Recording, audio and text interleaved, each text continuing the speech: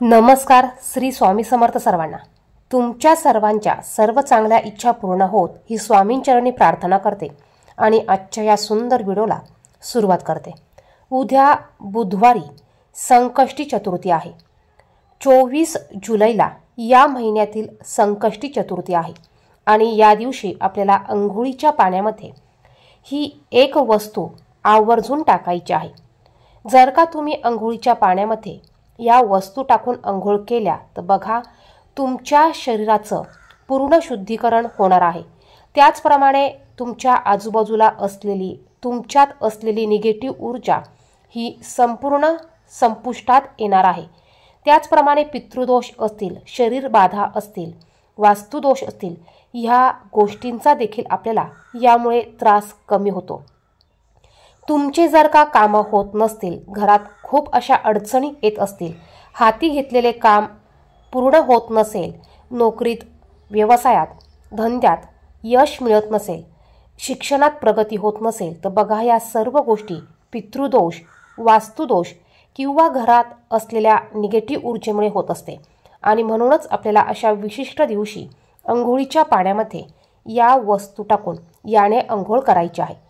संकष्टी चतुर्थी ही गणपती बाप्पांना समर्पित आहे आणि संकष्टी चतुर्थीच्या दिवशी आपण गणपती बाप्पांची पंचोपचारे पूजा करत असतो, काही उपासना करत असतो, काही उपाय देखील करत असतो. आणि आपल्याला जर का काही उपाय केल्यानंतर त्याचं फळ पाहिजे असेल तर त्यासाठी अगोदर आपल्याभोवती असलेली निगेटिव्ह ऊर्जा, आपल्यात असलेली निगेटिव्ह ऊर्जा ही अगोदर आपल्याला घालवावी लागते आणि तरच आपण केलेल्या आपल्याला पूजेचं उपायांचं फळ हे आपल्याला मिळत असतं. तर संकष्टी चतुर्थीला गणपती बाप्पांची पंचोपचारे पूजा कशी करायची हे आपल्या सर्वांना माहिती आहेच. आपण फक्त ह्या व्हिडिओमध्ये अंघोळीच्या पाण्यामध्ये आपल्याला कोणत्या 2 वस्तू टाकायच्या आहेत याविषयीची संपूर्ण माहिती बघणार आहोत. जर का तुम्ही चॅनेलवर नवीन असाल तर असेच माहितीची व्हिडिओ बघण्यासाठी चॅनेलला सबस्क्राईब करा आणि बाजूच्या बेल आयकॉनला प्रेस करा. बुधवारी संकष्टी चतुर्थी आहे आणि या संकष्टी चतुर्थीचा चंद्रोदयाचा वेळ हा रात्री 9:45 होणार आहे. या दिवशी सकाळी उठल्यावर तुम्हाला अंघोळीच्या पाण्यामध्ये सर्वात अगोदर तुमच्याकडे जर का गंगाजल असेल तर गंगाजल तुम्हाला टाकायचं आहे. गंगाजल जर का नसेल तर बघा गोमतीर सगळ्यांकडे असतंच, गोमतीर तुम्ही अंघोळीच्या पाण्यामध्ये टाकू शकतात. जर का गोमतीर टाकून त्या पाण्याने तुम्ही अंघोळ केली तर तुमच्या शरीराचं संपूर्ण शुद्धीकरण होत असतं. किंवा तुम्ही त्याऐवजी पंचगव्य अंघोळीच्या पाण्यामध्ये टाकू शकतात. पंचगव्य हे लिक्विडमध्ये भेटतं, त्याचप्रमाणे पावडर स्वरूपात देखील भेटतं. जर का तुम्ही पंचगव्य याची पावडर पाकिट आणलं असेल तर ती तुम्ही थोडंसं हातावर घ्या आणि उठण्यासारखं संपूर्ण अंगाला चोळून त्याने अंघोळ करायची आहे. किंवा चिमूटभर पंचगव्य तुम्ही अंघोळीच्या पाण्यामध्ये टाकून त्याने अंघोळ करू शकतात. किंवा लिक्विड असेल तर 1 चमचा लिक्विड तुम्ही पंचगव्य तुमच्या अंघोळीच्या पाण्यामध्ये टाकायचं आहे. पंचगव्य हे तुम्हाला कुठेही मिळून जाईल, जिथे पूजेचं सामान मिळतं तिथे देखील मिळेल. त्याचप्रमाणे आपल्या स्वामी समर्थांच्या केंद्रामध्ये देखील पंचगव्याचं पाकिट मिळतं, तुम्ही ते पाकिट आणून घरी ठेवू शकतात.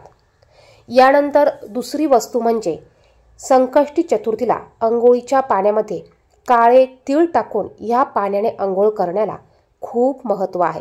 त्यामुळे तुम्ही प्रत्येक संकष्टी चतुर्थीला अंघोळीच्या पाण्यामध्ये आवर्जून काळे तीळ तुम्हाला टाकायचे आहे. त्याशिवाय तुम्ही थोडंसं जाड मीठ टाकू शकतात, याने देखील आपले शनिदोष दूर होत असतात.